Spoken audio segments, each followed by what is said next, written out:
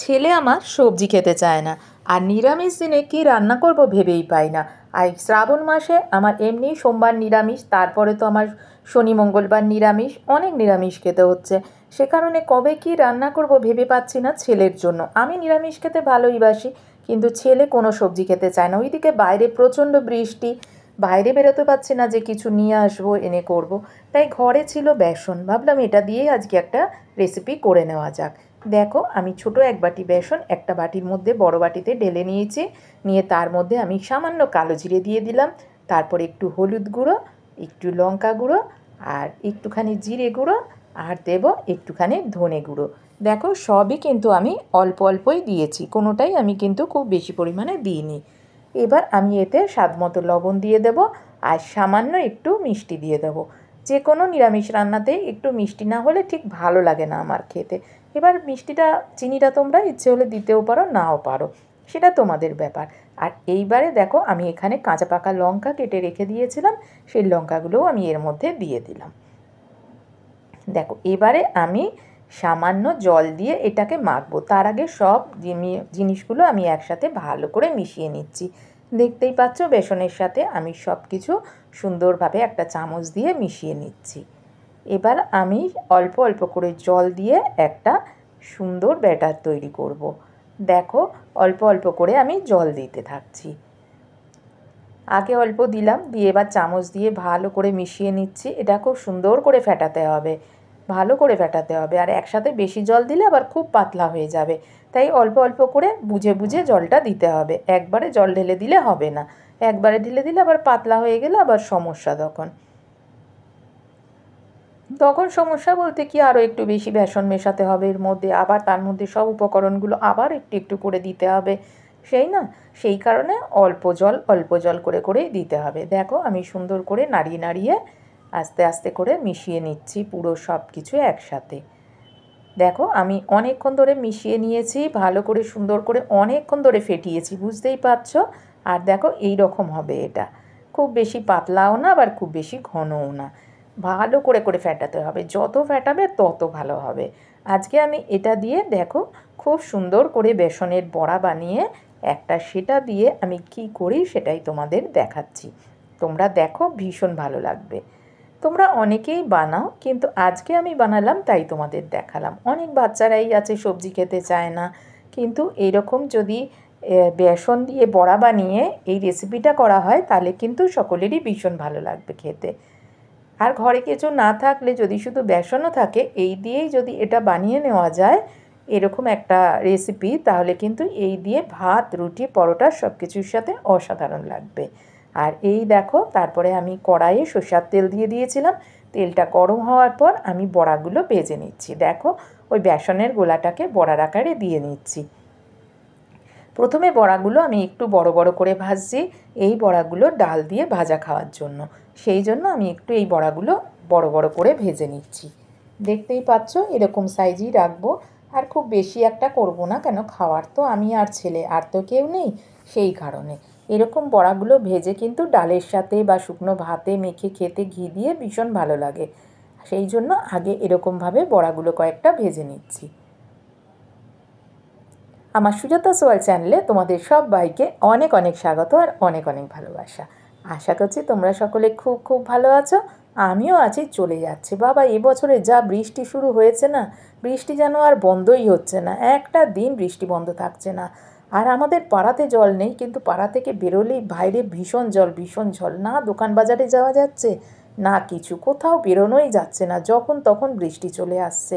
আর বৃষ্টিতে এত জল জমে যায় না, ওই জল পাড়িয়ে কোথাও যেতে ভীষণ ভীষণ খারাপ লাগে, একদম ঘেন্না লাগে। এত জলে এত নোংরা, ড্রেন টেন সব এক হয়ে যায়, একদম ভালো লাগছে না। এত বৃষ্টি, বৃষ্টি ভালো লাগে, কিন্তু এবছর যেন একেবারে অতিরিক্ত বৃষ্টি হচ্ছে না। এত বৃষ্টি আবার ভালো লাগে না, তাই না বলো? তোমাদের কি ভালো লাগে এত বৃষ্টি, বলো তো? আর এই দেখো, আমার ওই বড়াগুলো ভেজে নাবিয়ে নিলাম, ওগুলো ডালের সাথে ভাজা খাওয়ার জন্য একটু বড় করে করে রাখলাম। এবারে দেখো, ছোট্ট ছোট্ট করে বড়া করে নিচ্ছি। দেখতে পাচ্ছ, এগুলো কিন্তু ভীষণ ছোট ছোট করে করছি। এরম বড়াগুলো খেতে কিন্তু আমারও ভীষণ ভালো লাগে, আর আমার ছেলেও খুব ভালোবাসে। ও মাঝে মাঝেই বলে করতে, যদিও অনেক দিন করা হয়নি। ও ও নিরামিষের দিন হলেই বলতো, মা তুমি ওই বড়া করে যে করো ওইটা একবার করো না, তুমি অনেক দিন করো না। সেই জন্য ভাবলাম আজকে কি করব, ও তো সবজি খেতে চায় না, নিরামিষের দিন ঘ্যান ঘ্যান করতে থাকে, এটা খাবো না ওটা খাবো না করে। তাই ভাবলাম যে এই বৃষ্টিতে বেরোতেও পারছি না যখন, তাহলে এই বেসনের বড়া বানিয়েই রেসিপিটা করে নিই আজকে। সরি, দেখেছো তো আমার গলাটা যেন আর ঠিকই হচ্ছে না, গলার সমস্যা আর মিটছেই না। আসলে এত বৃষ্টি, ওয়েদারটা এত বেশি খারাপ না, জামা কাপড় মেলছি শোকাচ্ছে না, কিছু হচ্ছে না, ঘরের ভেতর মেলে দিচ্ছি, ওই ঘর একদম স্যাঁতস্যাঁতে হয়ে যাচ্ছে। কী আর করা যাবে। আর এই দেখো বড়াগুলো আমি একসাথে যতগুলো পারছি ছোটো ছোটো করে দিয়ে দিচ্ছি কড়ার মধ্যে, যেখানে যেখানে তেলে ফাঁকা আছে সেখানে সেখানেই আমি অল্প অল্প করে বড়াগুলো দিয়ে দিচ্ছি। আমাদের ফ্ল্যাটের ওপরে পাখা চালালো, এত জোরে ওদের আওয়াজ, ওপরে না নিচে যেন চালালো, এত জোরে ওদের আওয়াজ দেখেছো, আমার ঘরের থেকেই বনবন করে আওয়াজটা শোনা যাচ্ছে। কিন্তু আমি ভয়েস দেবো বলে নিজে পাখা বন্ধ করে বসে রয়েছি, কিন্তু ওদের আওয়াজেই ঘনঘন করছে। জানি না তোমাদের কাছ অব্দি এই আওয়াজটা যাচ্ছে কি না, তবে আমার কানের সামনে খুব জোরে আওয়াজ হচ্ছে। সবেই ওরা চালালো, ওদেরও এতক্ষণ চলছিল না, বন্ধই ছিল। আর এই দেখো বড়াগুলো আমি আস্তে আস্তে করে করে উল্টে নিচ্ছি। দেখো সব বড়াগুলো সুন্দর করে ভেজে নিচ্ছি ছোট ছোট করে, খুব বেশি একটা বড়া করিনি, আমি আর ছেলেই তো খাবো, বেশি করে কি হবে তাই না, সেই কারণে অল্প করেই করে নিলাম ছোট ছোট করে। বড়াগুলো ভেজে এবার আমি নাবিয়ে ফেলবো, সুন্দর করে সব বড়াগুলো ভাজা হয়ে গেলেই নাবিয়ে ফেলবো। আমি একদম গ্যাসের আঁচ কিন্তু কম করেই বড়াগুলো ভাজছি, এগুলো জোরে করে ভাজলে পুড়ে যাবে, ভেতরটা ভাজা হবে না, সেই কারণে একদম কম করে ভাজছি। এতক্ষণ পর্যন্ত তোমরা যারা আমার ভিডিওটা ধৈর্য ধরে দেখছো, তোমাদের সবাইকে অনেক অনেক ধন্যবাদ, অনেক অনেক ভালোবাসা। আশা করছি তোমরা সকলে একটা করে লাইক দিয়ে ভিডিওটা দেখছো।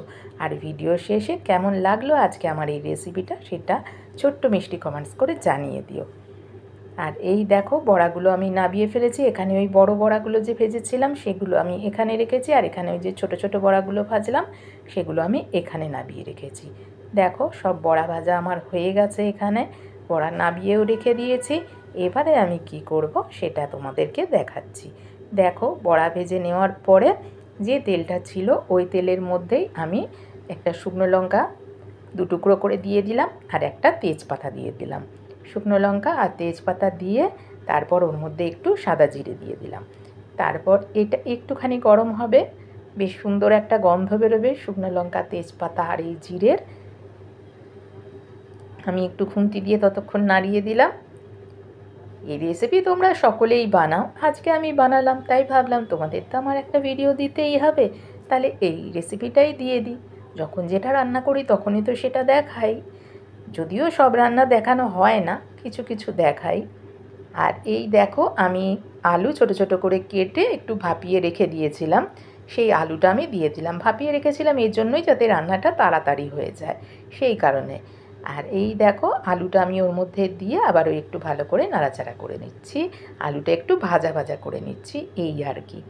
এবার আমি ওর মধ্যে সামান্য একটু আদা বাটা দিয়ে দিলাম, দেখতেই পাচ্ছ খুব সামান্য আদা বাটা দিয়েছি, কোনো বেশি মশলা দিচ্ছি না, কম কম করে দিয়েই করব। আর এখানে আমি একটু গুঁড়ো লঙ্কা দিয়ে দিলাম, আর একটু হলুদ গুঁড়ো দিয়ে দিলাম, একটু জিরে গুঁড়ো আর একটু ধনে গুঁড়ো, সব দিয়ে এবার ভালো করে সুন্দর করে কষিয়ে নেব। আদার সাথে সব মশলাগুলো দিয়ে আলুর সাথে মিশিয়ে ভালো করে কষিয়ে নিচ্ছি। দেখো সুন্দর করে কষানো হচ্ছে, কালারটা কত চেঞ্জ হয়ে গেছে দেখে তোমরা বুঝতেই পারছো, কষানোটা আস্তে আস্তে হয়ে যাচ্ছে যে।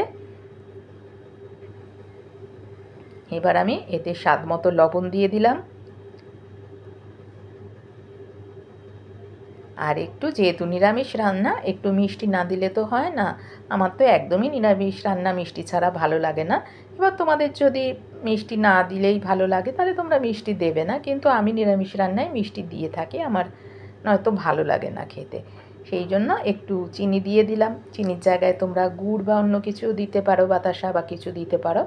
দিয়ে দেখো ভালো করে কষিয়ে নিলাম। দেখো কালার পুরো চেঞ্জ হয়ে গেছে, তেল ছেড়ে আসছে, বুঝতেই পারছো যে একদম কষানোটা হয়েই এসছে, খুব সুন্দর করে কষানোটা হয়ে গেছে।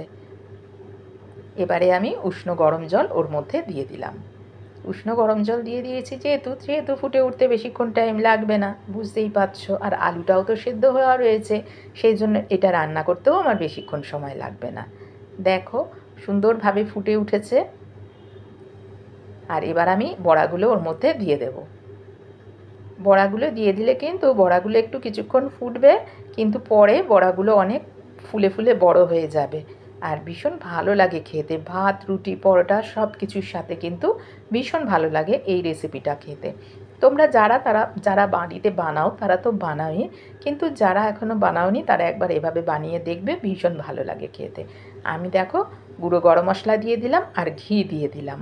নামানোর আগে এই দুটো জিনিস অবশ্যই দিয়ে দিতে হবে। যেহেতু নিরামিষ রান্না একটু ঘি গরম মশলা দিলে ভালোই লাগে খেতে। কিন্তু তোমাদের যদি কারোর ইচ্ছে হয় যে হিং দিতে, হিং দিলেও কিন্তু এই তরকারিটা ভীষণ ভালো হয়। আমার ঘরে হিংটা ছিল না, তাই আমি হিং দিইনি, আমি ঘি গরম মশলাটাই দিলাম। দেখো সুন্দরভাবে ফুটে উঠেছে, দেখতেই পাচ্ছ। আর একটু ঝোল রাখবো আমি, কেন এই ঝোলটাই পরে শুকিয়ে যাবে, বড়া টেনে নেবে, একটু পরেই বড়া টেনে নেবে ঝোলটা। কালারটা কত সুন্দর এসছে দেখেছো? ভীষণ সুন্দর হয়েছিল কিন্তু খেতে, দারুণ দারুণ হয়েছিল। দেখো আমি এরকমই রাখলাম, গ্যাসটা নিভিয়ে দিচ্ছি। এরকমই ঝোল থাকবে, যদিও আরেকটু ঝোল টেনে নেবে বড়াগুলো। কত সুন্দর দেখতে হয়েছে, তোমরা কিন্তু অবশ্যই বাড়িতে বানিও। আর কেমন লাগলো আমাকে জানাতে ভুলো না কিন্তু। চলো আজ এই পর্যন্তই। সবাই খুব খুব ভালো থেকো, সুস্থ থেকো, আনন্দে থেকো, হাসি খুশিতে থেকো সব সময়। আবার দেখা হবে পরের দিন নতুন কোনো ভিডিওর সাথে। আর আমার রেসিপিটা কেমন লাগলো সেটা কিন্তু তোমরা অবশ্যই জানিও। চলো টাটা, গুড নাইট, শুভরাত্রি, সবাই খুব খুব ভালো থেকো।